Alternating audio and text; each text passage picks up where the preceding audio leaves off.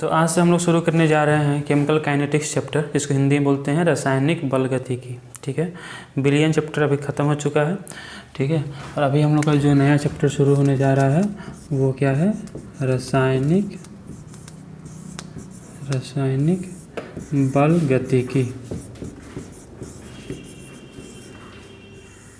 जिसको कि अंग्रेजी में बोलते हैं केमिकल काइनेटिक्स।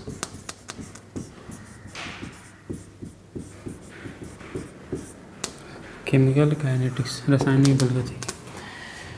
देखिए ये जो चैप्टर है रासायनिक बल गतिकी, इसमें हम लोग को पढ़ना क्या क्या है। तो देखो 11th क्लास में एक चैप्टर था, उस चैप्टर का नाम था थर्मोडायनेमिक्स, हिंदी में बोलते हैं उसको उष्मा गतिकी। उष्मा गतिकी जो चैप्टर था उसमें पढ़े थे, बहुत बढ़िया, नहीं पढ़े थे तभी सुन लो एक चीज़। उसमें लास्ट में एक इक्वेशन आता है, एक समीकरण आता है, वो इक्वेशन होता है delta G equal to delta H minus T delta S, ये एक समीकरण आता है। इसको बोलते हैं गिब्स समीकरण। ठीक है, गिब्स इक्वेशन, गिब्स वैज्ञानिक थे, उन्होंने दिया था। इसको सॉल्व करने के बाद, किसी भी रिएक्शन के लिए इसको सॉल्व करने के बाद अगर डेल्टा जी का वैल्यू 0 होता है तब कहा जाता है कि वो रिएक्शन जो है वो इक्विलिब्रियम में है, वो रिएक्शन जो है वो साम्य अवस्था में है। ठीक है, अगर इसको सॉल्व करने के बाद डेल्टा जी निगेटिव आता है तब कहा जाता है कि वो रिएक्शन जो है वो स्पॉन्टेनियस रिएक्शन है, मतलब कि वो रिएक्शन हो सकता है। और अगर सॉल्व करने के बाद डेल्टा जी पॉजिटिव आता है तब कहते हैं कि वो रिएक्शन नहीं हो सकता है। तो ये बात कहाँ से मालूम चलता है, उष्मा गतिकी से। उष्मा गतिकी जो चैप्टर है उससे हम लोग को ये मालूम चल जाता है कि कोई भी रिएक्शन होगा कि नहीं होगा। अगर डेल्टा जी मतलब कि गिब्स फ्री एनर्जी बोलते हैं इसको, गिब्स मुक्त ऊर्जा। तो खैर अगर इसको पढ़े तो बढ़िया, तो समझो इतना कि एक चैप्टर था 11th क्लास में जिसका नाम था उष्मा गतिकी, थर्मोडायनेमिक्स। और थर्मोडायनेमिक्स क्या बताता है कि कोई रिएक्शन होगा कि नहीं होगा। अगर इसको सॉल्व करने के बाद 0 आए मतलब रिएक्शन इक्विलिब्रियम में है, अगर निगेटिव है मतलब कि रिएक्शन हो सकता है, अगर पॉजिटिव है मतलब कि रिएक्शन नहीं हो सकता है। अब हम लोग पास चैप्टर है, देखो यहाँ से ये तो मालूम चल जाता है कि रिएक्शन होगा कि नहीं होगा, लेकिन ये मालूम नहीं चलता है कि रिएक्शन अगर होगा तो किस रेट से होगा, कितने समय में रिएक्शन कंप्लीट होगा। ये सब जानकारी हम लोग को इस चैप्टर से नहीं मिलता है। तो ये जानकारी हमको मिलता है किससे, रासायनिक बल गतिकी से मिलता है। जैसे कि अगर हम सॉल्व करें तो मालूम चलेगा कि एक ना एक जितना भी हीरा है वो सभी हीरा जो है ग्रेफाइट में, कोयला में चेंज हो जाएगा, और जितना भी कोयला है वो सभी जो है हीरा में चेंज हो जाएगा। क्योंकि ये उसके लिए उष्मा गतिकी का ये जो समीकरण है इसका साइन निगेटिव आता है हीरा का ग्रेफाइट में चेंज होने में। देखो हीरा है और ग्रेफाइट है, दोनों क्या हैं, कार्बन के अपरूप हैं, कार्बन के एलोट्रॉप हैं, और लगातार जो है हीरा जो है ग्रेफाइट में चेंज हो रहा है। लेकिन क्या हमको दिखता है कि हीरा रखा है वहाँ कार्बन हो गया, ग्रेफाइट हो गया? नहीं दिखता है। क्यों नहीं दिखता है? क्योंकि रिएक्शन हो तो रहा है लेकिन बहुत ही धीमे धीमे हो रहा है, बहुत स्लो हो रहा है उसको, इसलिए उसको हम लोग देख नहीं पाते हैं। ठीक है, तो मतलब ये हमको ये बता रहा है कि रिएक्शन होगा, मतलब कि डायमंड ग्रेफाइट में चेंज होगा, लेकिन ये नहीं बताता है कितने समय में होगा। मतलब उष्मा गतिकी ये बताता है कि कोई रिएक्शन होगा कि नहीं होगा, लेकिन ये नहीं बताता है कि रिएक्शन अगर होगा तो किस दर से होगा और उस रिएक्शन को होने में कितना समय लगेगा। ये बात हमको थर्मोडायनेमिक्स से मालूम नहीं चलता है। तो फिर यहाँ पर कौन आता है, रासायनिक बल गतिकी, केमिकल काइनेटिक्स। केमिकल काइनेटिक्स ये बताता है कि कोई रिएक्शन अगर होगा तो किस दर से होगा और उस रिएक्शन को होने में कितना समय लगेगा। मतलब मान लो कि इसका अगला भाग ये है, यहाँ पर मालूम चला था कि रिएक्शन होगा कि नहीं होगा, और यहाँ मालूम चलेगा कि रिएक्शन अगर होगा तो किस दर से होगा और उस रिएक्शन को कंप्लीट होने में कितना समय हमको लगेगा। ठीक है, तो जैसे मतलब हम क्या कहेंगे कि रसायन शास्त्र की वह शाखा जिसके अंतर्गत, लिखने का तो लिख लो, हम बोल देते हैं रसायन शास्त्र की वह शाखा जिसके अंतर्गत हम अभिक्रिया की दर एवं अभिक्रिया के संपन्न होने में लगने वाले समय के बारे में अध्ययन करते हैं, उसे रासायनिक बल गतिकी कहते हैं, केमिकल काइनेटिक्स कहते हैं। जहाँ पर हम लोग क्या पढ़ते हैं कि रिएक्शन अगर होगा किस दर से होगा और उस रिएक्शन को होने में कितना समय लगेगा, अगर हम उसके बारे में पढ़ते हैं तो इसी को क्या कहा जाता है, रासायनिक बल गतिकी कहा जाता है, केमिकल काइनेटिक्स कहा जाता है। अब देखिए, चूँकि मतलब अब तो समझ में आपको आ गया होगा कि इस चैप्टर में हमको पढ़ना क्या है। इस चैप्टर में हमको पढ़ना है रिएक्शन के रेट के बारे में, इसमें हमको पढ़ना है अभिक्रिया के दर के बारे में पढ़ना है कि अभिक्रिया जो है वह किस दर से हो रहा है और उस अभिक्रिया को होने में कितना समय लग रहा है। ठीक है, तो चूँकि हम लोग यहाँ पर अभिक्रिया की दर के बारे में पढ़ने वाले हैं, इसलिए बेहतर होगा कि पहले हम लोग क्या करते हैं कि अभिक्रिया की दर के आधार पर अभिक्रिया कुछ प्रकार होते हैं, उसके बारे में थोड़ा सा हम लोग देख लेते हैं। देखो, दर के आधार पर मतलब कुछ अभिक्रिया किस दर से हो रहा है और होने में कितना समय लगेगा, तो अभिक्रिया की दर के आधार पर अभिक्रिया जो होते हैं वो कितने प्रकार के होते हैं? 3 प्रकार की अभिक्रियाएँ होती हैं। कौन कौन सी अभिक्रियाएँ होती हैं ये समझ गए। रासायनिक बलगतिकी क्या है? तो रसायन शास्त्र की वह शाखा जिसके अंतर्गत हम लोग अभिक्रिया के दर तथा अभिक्रिया की क्रियाविधि के बारे में अध्ययन करते हैं, उसके मैकेनिज्म का स्टडी करते हैं, उसी को क्या कहते हैं? रासायनिक बलगतिकी कहते हैं। अब दर के आधार पर अभिक्रिया कितने प्रकार का होता है? 3 प्रकार का होता है। कौन कौन? देखो, पहला होता है तत्कालिक अभिक्रिया। पहला कौन होता है? पहला होता है तात्कालिक अभिक्रिया, या फिर इसको बोलते हैं इंस्टेंटेनियस रिएक्शन। Instantaneous reaction. दूसरी जो अभिक्रिया होती है वो होती है धीमी अभिक्रिया। दूसरी कौन होती है? दूसरी होती है धीमी अभिक्रिया, या फिर इसको बोलते हैं स्लो रिएक्शन।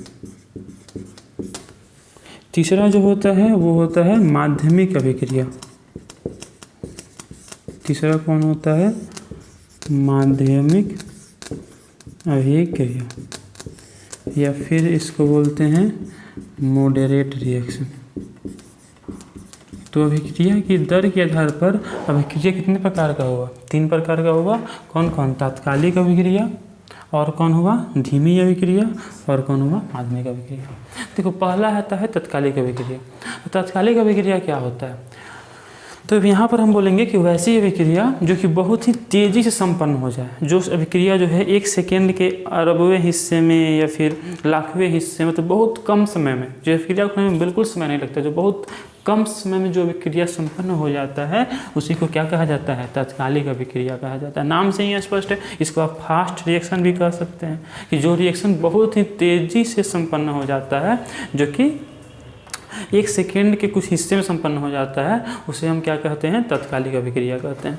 इसका अगर हम उदाहरण देखें कि तात्कालिक अभिक्रिया उदाहरण क्या होगा, तो सभी आयनिक अभिक्रियाएँ, जितनी भी आयनिक अभिक्रियाएँ होती हैं, समझते हैं आयनिक अभिक्रिया जिसमें कि आयन भाग लेते हैं, जिसमें क्या हिस्सा लेते हैं? आयन। तो वो अभिक्रियाएँ क्या कहलाएंगी? आयनिक अभिक्रियाएँ। तो सभी जो आयनिक अभिक्रियाएँ हैं, सभी जो कौन अभिक्रियाएँ हैं? आयनिक अभिक्रियाएँ हैं, वो अभिक्रियाएँ कैसी होती हैं? तात्कालिक अभिक्रिया होती है। अभी हम लोग क्या देखेंगे कि दर के आधार पर अभिक्रिया कितने प्रकार का होगा? 3 प्रकार का। कौन कौन हुआ? तत्कालिक अभिक्रिया, धीमी अभिक्रिया, और हुआ माध्यमिक अभिक्रिया। तब हम लोग देखें कि तत्कालिक अभिक्रिया किसे कहते हैं। तो वैसी अभिक्रियाएँ, इसका डिफिनेशन चाहे तो खुद से भी लिख सकते हैं, वैसे एग्जाम में आएगा नहीं है, बस अभी रिएक्शन चैप्टर शुरू यहाँ से हो रहा है। ठीक है, तो अभी आगे बताते हैं हम कि आगे क्या क्या पढ़ना है, कहाँ से शुरू होगा मेन चीज़, लेकिन ये भी जानना जरूरी है, थोड़ा समझना जरूरी है कि हम किसके बारे में पढ़ने जा रहे हैं। ठीक है, तो तात्कालिक अभिक्रिया क्या है? जो अभिक्रिया बहुत तेज़ी से होता है और जो बहुत ही कम समय में संपन्न हो जाता है, उस अभिक्रिया को क्या कहते हैं? तात्कालिक अभिक्रिया कहते हैं।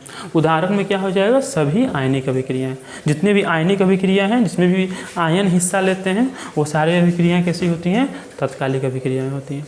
सेकेंड अभिक्रिया है धीमी अभिक्रिया, या फिर अंग्रेजी में बोलते हैं स्लो रिएक्शन।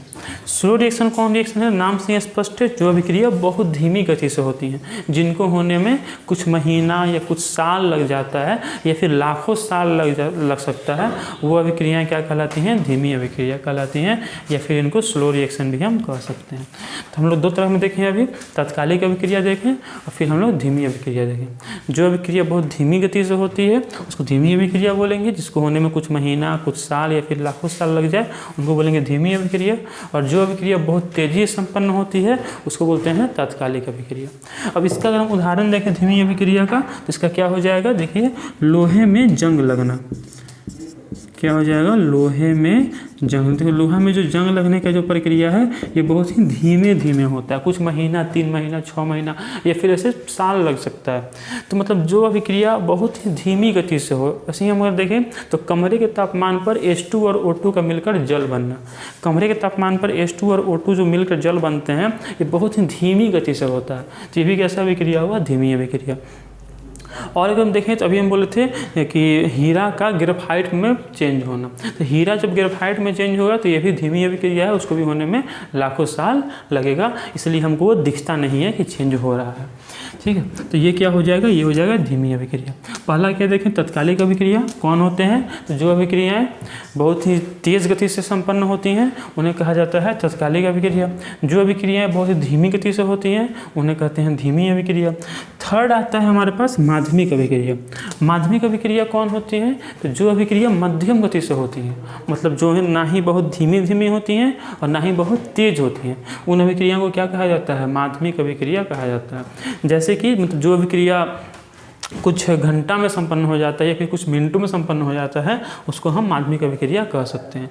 जैसे कि इसका उदाहरण अगर देखा जाए तो इसका उदाहरण हो जाएगा H2 शर्करा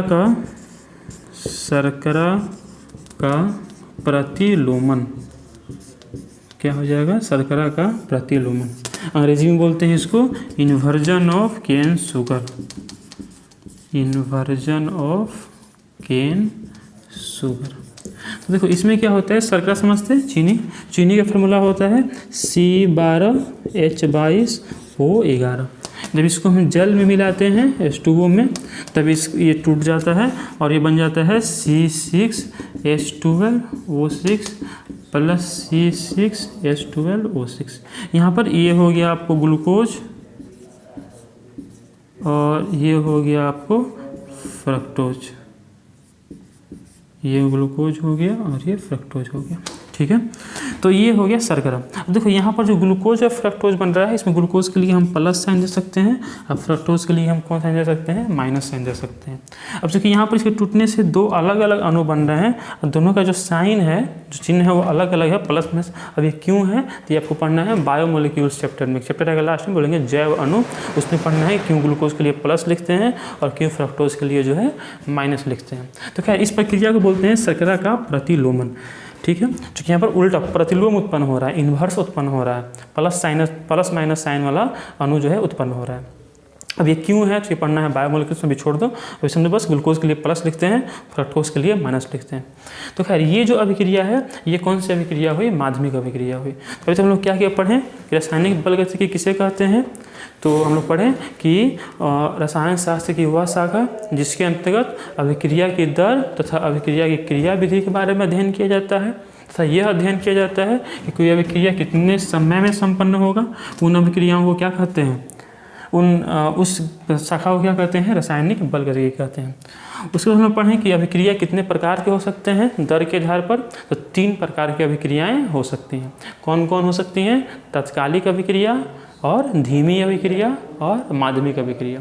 जो अभिक्रिया बहुत ही तेज़ी से संपन्न होता है उसको बोलते हैं तत्कालिक अभिक्रिया। जो अभिक्रिया बहुत ही धीमी गति से होता है उसको बोलते हैं धीमी अभिक्रिया। और जो अभिक्रिया मध्यम गति से होता है उसको बोलते हैं माध्यमिक अभिक्रिया। तो देखिए हम लोग को जो है तत्कालिक अभिक्रिया और धीमी अभिक्रिया नहीं पढ़ना है। मतलब हम लोग इस चैप्टर में जो अभिक्रिया की दर पढ़ने वाले हैं वो हम लोग पढ़ेंगे किसके बारे में? माध्यमिक अभिक्रिया के बारे में पढ़ेंगे, क्योंकि धीमी अभिक्रिया और तत्कालिक अभिक्रिया के बारे में हम नहीं पढ़ सकते हैं, क्योंकि एक तो बहुत फास्ट हो जाता है और एक बहुत स्लो हो जाता है, इसलिए दोनों का दर हम नहीं फाइंड कर सकते हैं, दोनों का हम रेट नहीं निकाल सकते हैं। तो हम अभी किसके बारे में पढ़ेंगे? आगे माध्यमिक अभिक्रिया के बारे में। आगे हम जब भी अभिक्रिया बोलेंगे आपको समझना है कि हम बात कर रहे हैं किसका? माध्यमिक अभिक्रिया का बात कर रहे हैं। लेकिन उसको पढ़ने से पहले चलिए कुछ ग्राफ देख लेते हैं, तीनों अभिक्रियाओं का ग्राफ। तो मान लो कि ये 3 प्लॉट बनाया हुआ है, आपको बताना है, हम प्लॉट बना देंगे, आपको बताना है कि 3 में से कौन सा ग्राफ किसके लिए बनाया गया है। ठीक है, ये मान लो कि समय के लिए है और ये मान लो कि अभिकारक की सांद्रता, अभिकारक समझते हैं ना? अभिकारक कौन होते हैं? जो कि अभिक्रिया में हिस्सा लेते हैं, और जो बनेगा वो कौन होगा? उत्पाद। वैसे ही ये क्या हो गया? समय और ये हो जाएगा हमारा अभिकारक की सांद्रता।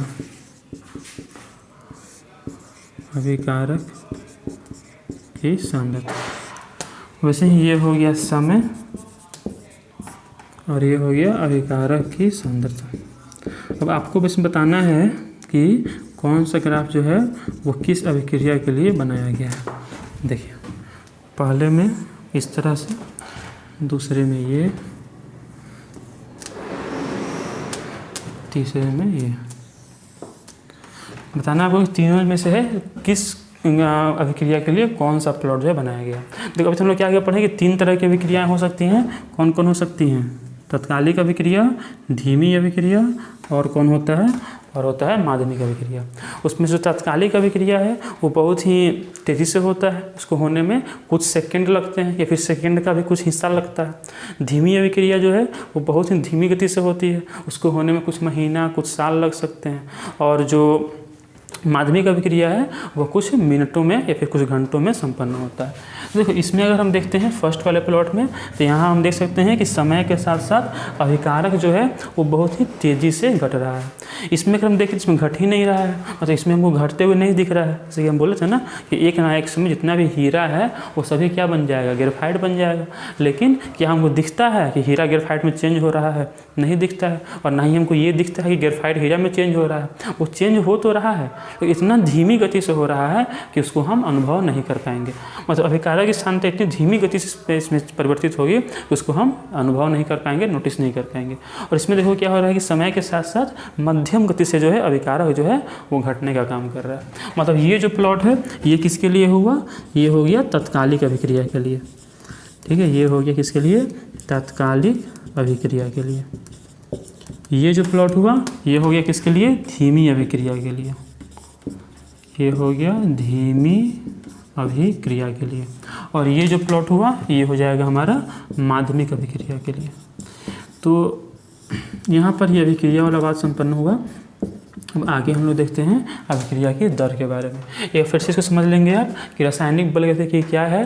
तो रसायन शास्त्र की वह शाखा जिसके अंतर्गत हम अभिक्रिया की दर तथा अभिक्रिया की क्रियाविधि एवं अभिक्रिया कितने समय में संपन्न होगा उसके बारे में अध्ययन करते हैं। तो उस शाखा को रासायनिक बलगतिकी या फिर अंग्रेजी में केमिकल काइनेटिक्स कहा जाता है।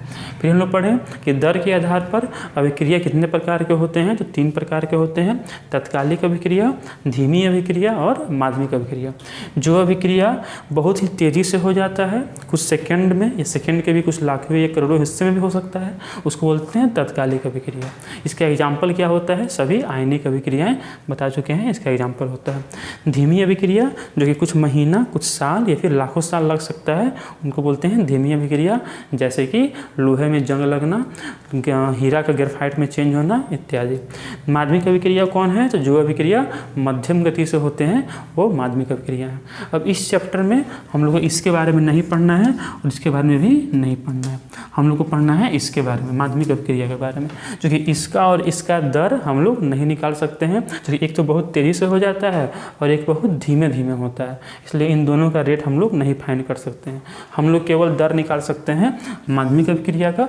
इसलिए आगे से जब भी हम अभिक्रिया बोलेंगे तो आपको समझना है कि हम बात कर रहे हैं किसका? माध्यमिक अभिक्रिया का बात कर रहे हैं। तो यहाँ पर ये बात संपन्न होता है। अब देखिए आगे आप टॉपिक डालेंगे अभिक्रिया की दर। यहाँ से चैप्टर शुरू होता है। अभी हम लोग इंट्रोडक्शन देख रहे थे, तो यहाँ पर इंट्रोडक्शन ख़त्म हुआ। अभी तक आपको समझ में आ चुका है कि इस चैप्टर में हमको पढ़ना क्या है, और आप ये भी समझ चुके हैं कि माध्यमिक अभिक्रियाओं का ग्राफ कैसे बनाया जाता है। तो अब हम लोग पढ़ेंगे अभिक्रिया की दर। यहाँ से टॉपिक शुरू होगा इस चैप्टर में। फर्स्ट टॉपिक यही है, अभिक्रिया की दर। तो लिखिए रेट ऑफ रिएक्शन, अभिक्रिया की दर। अभिक्रिया की दर अंग्रेजी में बोलते हैं रेट ऑफ रिएक्शन। ठीक है, देखो अभिक्रिया की दर किसे कहते हैं? सबसे पहले समझिए कि अभिक्रिया क्या होता है। देखो जैसे मान लीजिए कि कुछ अभिकारक हैं, अभिकारक को अंग्रेजी में रिएक्टेंट कहते हैं, और जो उत्पाद बनता है उसको प्रोडक्ट कहते हैं। देखो अभिक्रिया में होता क्या है, अभिक्रिया में होता ये है कि पहले अभिकारक होते हैं, धीरे धीरे अभिकारक आपस में अभिक्रिया करते हैं, जिसके परिणाम स्वरूप अभिकारक घटते जाते हैं और उत्पाद जो है बढ़ता जाता है। शुरू में केवल अभिकारक होता है, उत्पाद तो होता नहीं है, लेकिन जैसे जैसे टाइम बीतता है अभिकारक घटते जाता है और जो उत्पाद है ये बढ़ जाता है। इस बात को आपको समझ लेना है, क्योंकि आगे बार बार इस सेम चीज़ का यूज होने वाला है। ये अभिक्रिया में अभिकारक घटते जाएगा और उत्पाद बढ़ते जाएगा। शुरू में जब टाइम इक्वल टू हम 0 लिखेंगे, मतलब कि जब अभिक्रिया शुरू नहीं हुई होगी उस समय रिएक्टेंट सबसे ज़्यादा रहेगा और उत्पाद नहीं रहेगा, और जैसे जैसे टाइम बीतेगा अभिकारक घटेगा, उत्पाद बढ़ेगा। तो देखिए, तो हम लोग अभिक्रिया की दर को डिफाइन कैसे करेंगे, तो प्रति इकाई समय में जो अभिकारक या उत्पाद के सांद्रता में जो परिवर्तन होता है उसी को अभिक्रिया की दर कही जाती है। फिर समझिए हम क्या बोलें, उसके लिए आपको थोड़ा सा सांद्रता शब्द से एकदम अच्छे से जानकारी होनी चाहिए। सांद्रता होता क्या है। देखो, जहाँ भी हम सांद्रता शब्द बोलेंगे तो सांद्रता शब्द का मतलब होगा मोलरता। सांद्रता का मतलब क्या होगा, मोलरता। अब मेरे ख्याल से मोलरता हम लोग पढ़ चुके हैं बिलियन चैप्टर में। इसके अलावा इसका सिंबल एक और होता है, ऐसे ब्रैकेट से भी हम इसको दिखाते हैं, या फिर इसको जो है सक्रिय द्रव्यमान भी कहा जाता है। क्या कहा जाता है इसको, सक्रिय द्रव्यमान। आपको पता ही होगा कि इसका मात्रक क्या होता है, तो मोलरता का मात्रक होता है मोल प्रति लीटर, मोल लीटर इनवर्स, ये मात्रक होता है मोलरता का। तो सब सेम ही चीज़ है, इसमें से कोई भी लिखा हुआ है तो वो समझ जाना है कि ये मोल प्रति लीटर है, मतलब कि विलेय का मोल बटा बिलियन का आयतन। ठीक है, तो अभिक्रिया की दर क्या होती है। देखो, दर क्या होता है, दर होता है किसी भी समय के सापेक्ष किसी भी चीज़ में जो परिवर्तन होता है उसी को क्या कहते हैं, दर। जैसे कि पढ़ोगे फिजिक्स में त्वरण, एक्सेलरेशन। तो त्वरण क्या होता है, वेग में परिवर्तन की दर को त्वरण कहते हैं। तो किसी भी चीज़ में अगर परिवर्तन होता है समय के सापेक्ष तो उसको हम दर कहते हैं। तो वैसे ही यहाँ पर आता है अभिक्रिया की दर। तो अभिक्रिया की दर का मतलब क्या हुआ कि समय के सापेक्ष अभिकारक एवं उत्पाद की सांद्रता में होने वाला परिवर्तन क्या कहलाता है, अभिक्रिया की दर कहलाता है। ठीक है, लेकिन देखिए यहाँ पर होगा क्या कि समय के सापेक्ष अभिकारक घटते जाएगा और उत्पाद क्या होते जाएगा, बढ़ते जाएगा। मतलब ऐसे ही बोल सकते हैं कि समय के सापेक्ष अभिकारक की सांद्रता में होने वाली वृद्धि क्या कहलाती है, अभिक्रिया की दर कहलाती है। होने वाली कमी, अभिकारक क्या हो जाएगा, कम होते जाएगा, उत्पाद क्या हो जाएगा, बढ़ते जाएगा। या फिर ऐसे बोल सकते हैं कि समय के सापेक्ष उत्पाद की सांद्रता में होने वाली वृद्धि क्या कहलाती है, अभिक्रिया की दर कहलाती है। चलिए इसको हम लोग डिफाइन करते हैं, इसको बेहतर आप लिख लीजिएगा, आप समझ ही गए होंगे। और हम बोलते हैं, फिर से लिखना होगा तो वीडियो को पॉज करके लिख लेना कि समय के सापेक्ष अभिकारक अथवा उत्पाद के सांद्रता में होने वाला परिवर्तन अभिक्रिया की दर कहलाता है। ठीक है, तो इसको आप लिख सकते हैं, वीडियो का यही फायदा है कि आप पॉज करके वीडियो को लिख सकते हैं। तो अभिक्रिया की दर हम लोग आगे पढ़ते हैं, आगे क्या होगा। तो देखिए, अभिक्रिया की दर को हम अभिकारक के शब्दों में और उत्पाद के शब्दों में दोनों तरह से लिख सकते हैं, दोनों तरह से इसको एक्सप्रेस कर सकते हैं। पहले एक बार अभिक्रिया की दर लिखते हैं। तो देखिए, अभिक्रिया की दर अंग्रेजी में क्या बोलते हैं, रेट ऑफ रिएक्शन। अब इसको शॉर्ट में लिखने के लिए हम हर एक जगह से ROR लिखा करेंगे। ठीक है, RO मतलब कि रेट ऑफ रिएक्शन, अभिक्रिया की दर। तो रेट ऑफ रिएक्शन क्या होता है, अभिकारक अथवा उत्पाद के सांद्रता में परिवर्तन बटा परिवर्तन में लगा समय। ठीक है, इससे डिफाइन भी किए थे कि अभिकारक अथवा उत्पाद की सांद्रता में होने वाला परिवर्तन समय के सापेक्ष परिवर्तन होता है, उसी को क्या कहा जाता है, अभिक्रिया की दर कही जाती है। अगर आपसे हम पूछें, बताइए अभिक्रिया की दर का मात्रक क्या होगा। ठीक है, मात्रक क्या होगा, देखो ऐसे निकाल सकते हैं। ऊपर में क्या है, सांद्रता, नीचे में क्या है, समय। सांद्रता का मात्रक क्या होता है, मोल प्रति लीटर। जहाँ भी सांद्रता शब्द आए मतलब कि हम मोल प्रति लीटर की बात कर रहे हैं। तो ऊपर में क्या हो गया, मोल प्रति लीटर। नीचे में क्या है समय, समय मतलब कि टाइम, टाइम का मात्रक क्या होता है सेकंड, नीचे में क्या हो गया सेकंड। तो अभिक्रिया की दर की जो मात्रक है वो क्या हो जाएगी मोल प्रति लीटर प्रति सेकंड। आपको याद रखना है ये अभिक्रिया की दर का मात्रक क्या होता है मोल प्रति लीटर प्रति सेकंड। बहुत सिंपल था निकालना, ऊपर में सांद्रता है नीचे में समय है, तो इसको हम डिफाइन करेंगे तो फाइनली हमारा जो मात्रक है वो मोल पर लीटर पर सेकंड आ जाएगा।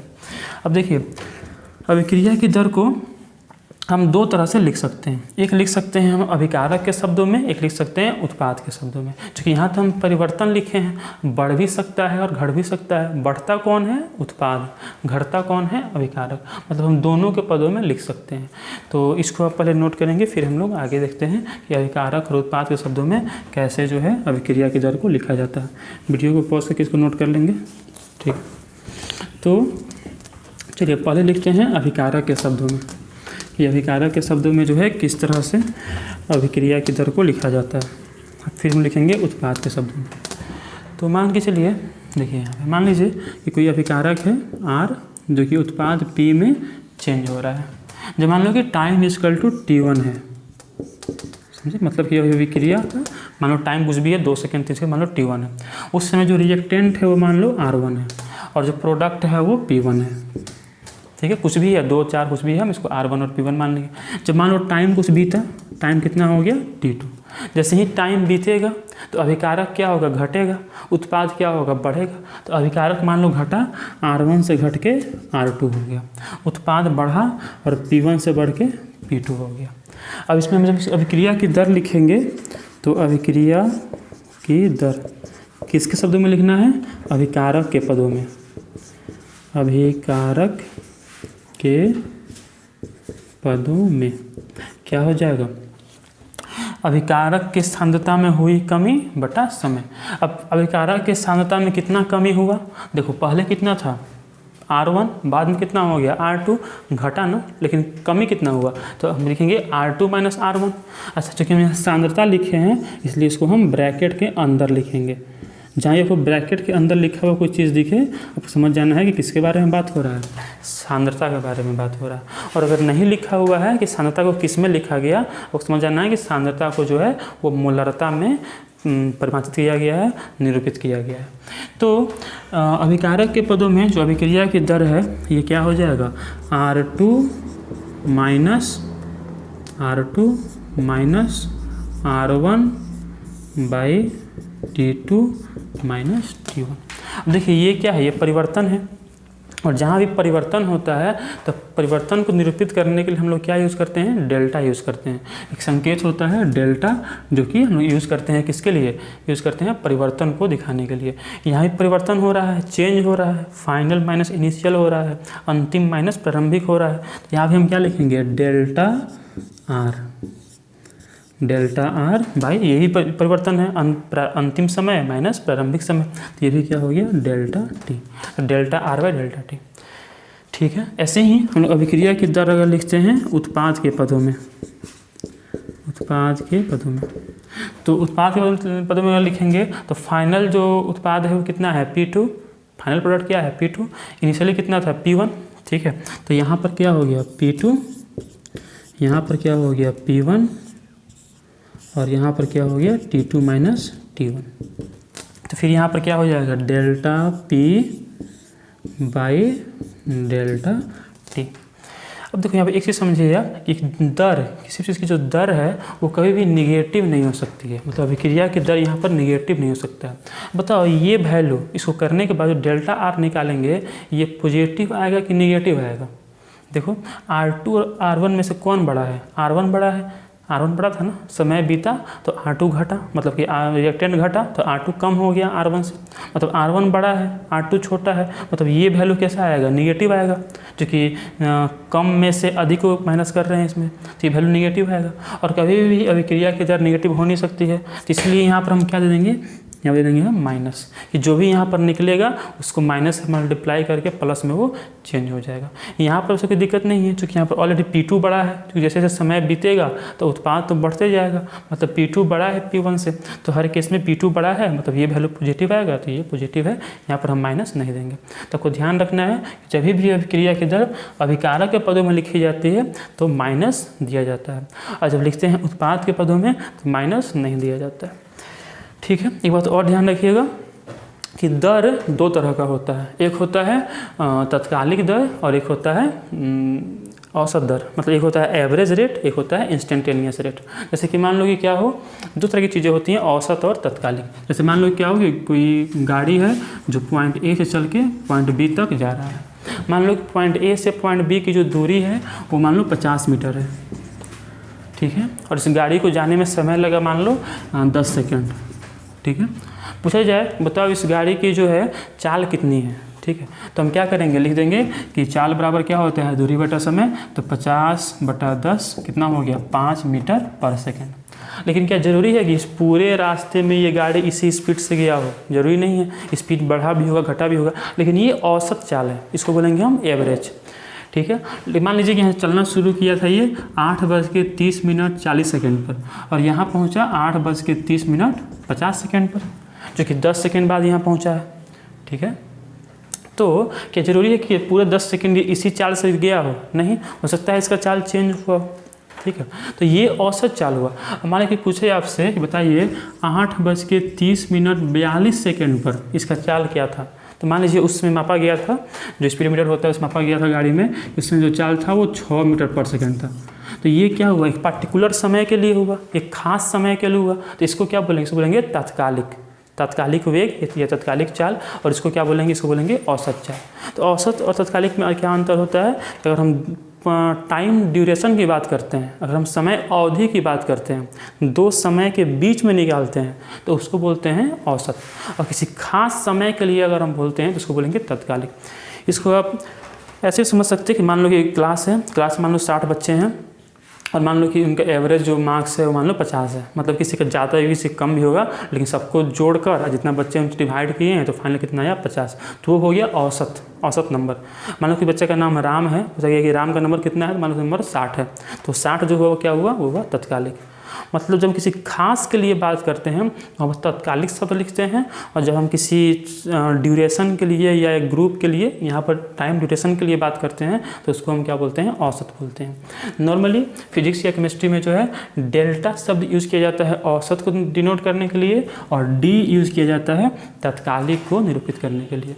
मान लो लिखा हो डेल्टा भी, मतलब कि हम बात कर रहे हैं औसत वेग या फिर औसत चाल का, और अगर हम बात कर रहे हैं डी भी, तो ये हो गया तात्कालिक वेग अथवा तात्कालिक चाल।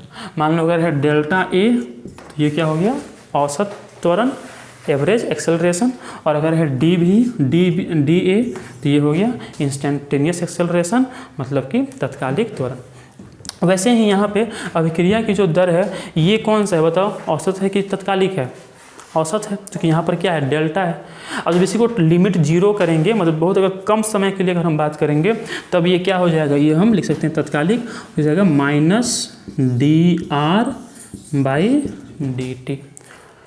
वैसे ही ये क्या हो जाएगा, ये हो जाएगा dp/dt।